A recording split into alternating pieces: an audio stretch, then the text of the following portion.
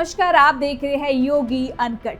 आज योगी अनकट के इस एपिसोड में मैं आपको बताऊंगी कि उत्तर प्रदेश में पुलिस एनकाउंटर को लेकर उठ रहे सवालों के बीच मुख्यमंत्री योगी आदित्यनाथ ने क्या साफ संदेश दिया है और उसका जमीनी असर कितना तेजी से दिखने लगा है।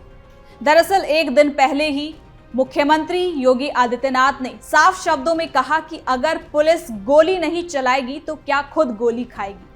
सीएम का ये बयान साफ तौर पर यह संकेत देता है कि सरकार पुलिस की कार्रवाई के साथ खड़ी है और अपराधियों के खिलाफ किसी तरह की नरमी के मूड में बिल्कुल नहीं है। इस बयान के सामने आते ही उत्तर प्रदेश में पुलिस कार्रवाई और ज्यादा तेज होती नजर आ रही है। बीते 24 घंटे में प्रदेश के कई इलाकों में एनकाउंटर की खबरें सामने आई। इसी कड़ी में वाराणसी में पुलिस और एसटीएफ की संयुक्त कार्रवाई में कुख्यात सुपारी किलर बनारसी यादव मुठभेड़ में मारा गया। अब बड़ा सवाल ये है कि क्या मुख्यमंत्री योगी आदित्यनाथ के बयान के बाद यूपी में एनकाउंटर की कार्रवाई और ज्यादा तेज हो गई है? क्या अपराधियों पर ये सख्ती स्थायी असर डालेगी? तो चलिए इन्हीं सभी सवालों को और खबरों को जरा विस्तार से जानते हैं बिना किसी काटछाट के योगी अनकट के अंदाज में।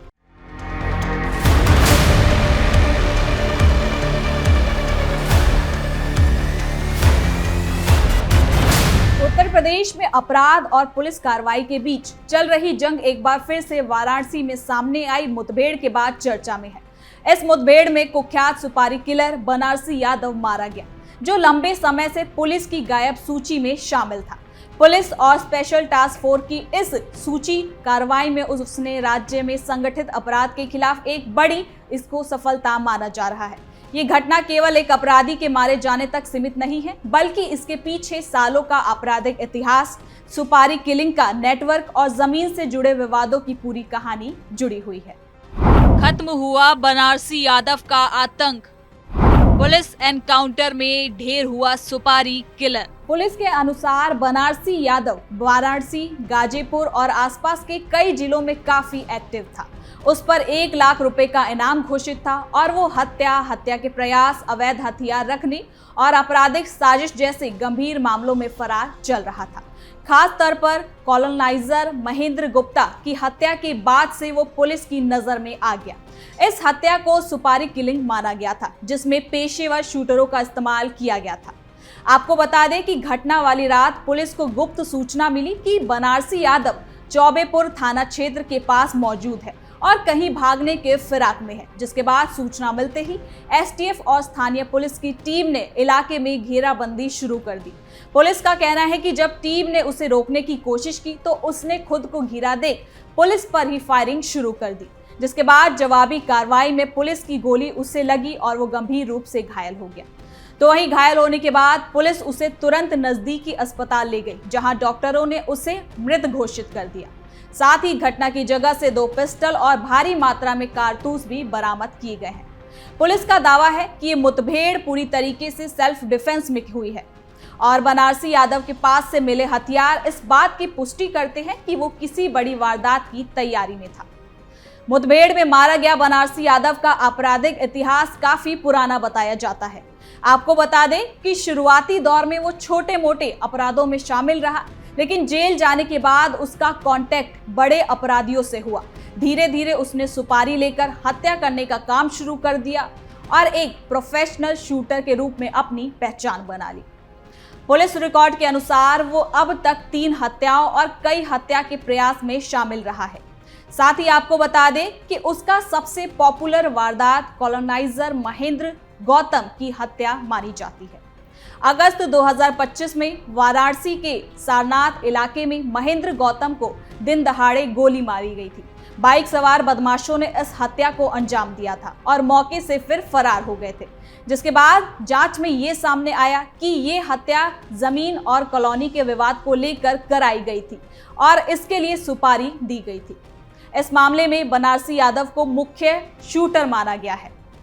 तो वहीं पुलिस ने इस हत्या के मामले में उसके एक साथी अरविंद यादव उर्फ फौजी को पहले ही गिरफ्तार कर लिया था।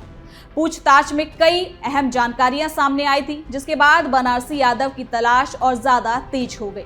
पुलिस को ये जानकारी मिली थी कि वो लगातार ठिकाने बदल रहा है और किसी भी तरह की डिजिटल पहचान से भी अपनी दूरी को बनाए हुए है।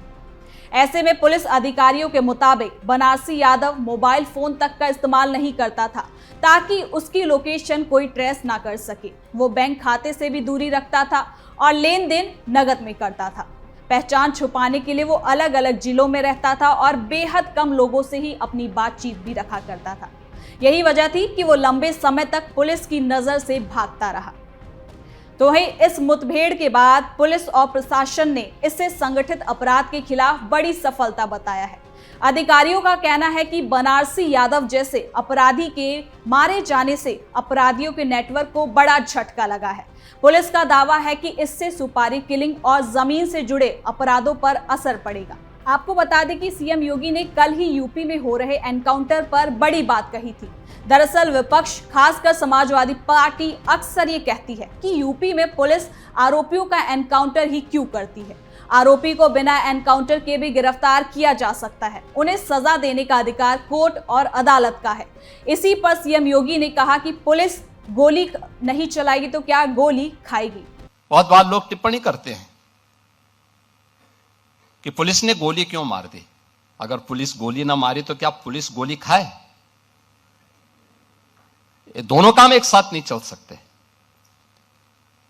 अगर उस अपराधी को गोली चलाने की स्वतंत्रता है तो पुलिस के पास भी हमने इसलिए पिस्तौल दी है कि वह भी उसके सामने उसका मुकाबला करे।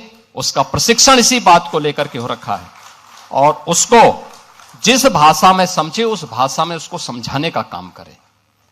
और उस भाषा में जब समझाया गया, आपने देखा होगा पिछले 9 वर्ष में बड़े बड़े पर्व और त्योहार हो रहे हैं, सारे सकुशल संपन्न हो रहे हैं। सीएम योगी का ऐसा कहना पुलिस बल का हौसला बढ़ाना और यूपी में एक बड़े अपराधी का एनकाउंटर बहुत सारे इशारे करता है कि पुलिस पर सरकार कोई दबाव बनाना नहीं चाहती। इसी का ये एनकाउंटर कहीं ना कहीं नतीजा है। हालांकि इस कार्रवाई के बाद पुलिस एनकाउंटर को लेकर एक बार फिर से बहस तेज हो गई है। कुछ संगठनों और विपक्षी दलों का कहना है कि हर मुठभेड़ की सही जांच होनी चाहिए ताकि ये साफ हो सके कि कार्रवाई पूरी तरीके से कानून के दायरे में हो रही है। वहीं पुलिस का कहना है कि आरोपी ने पहले फायरिंग की और जवाबी कार्रवाई के अलावा पुलिस के पास कोई रास्ता नहीं बचा था।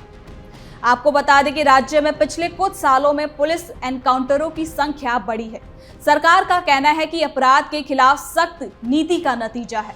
पुलिस अधिकारियों का दावा है कि इससे अपराधियों में डर पैदा हुआ है और वो खुलकर वारदात करने से भी अब कहीं ना कहीं 100 बार सोचते हैं। ये बात बिल्कुल सही है कि अपराध को जड़ से खत्म करना बहुत मुश्किल है, क्योंकि अपराध की जड़ें कहां से निकलकर कहां तक पहुंच रही हैं, इसकी जानकारी किसी को नहीं है। लेकिन यूपी में आज ये जो कार्रवाई हो रही है, इसने अपराध को कम तो नहीं किया, लेकिन हाँ, अपराधियों में डर जरूर पैदा कर दिया है कि अगर वो कुछ गलत करते हैं तो उसका नतीजा उन्हें भुगतना ही पड़ेगा।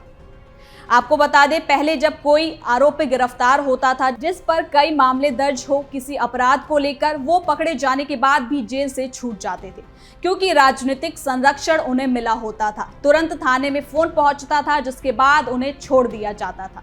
और आज सीएम योगी यूपी में इसी तस्वीर को बदलना चाहते हैं, जिसको लेकर ये कार्रवाई मानी जा रही है। तो वहीं बनारसी यादव की मौत के बाद पुलिस अब उसके नेटवर्क से जुड़े बाकी लोगों की तलाश में जुटी हुई है।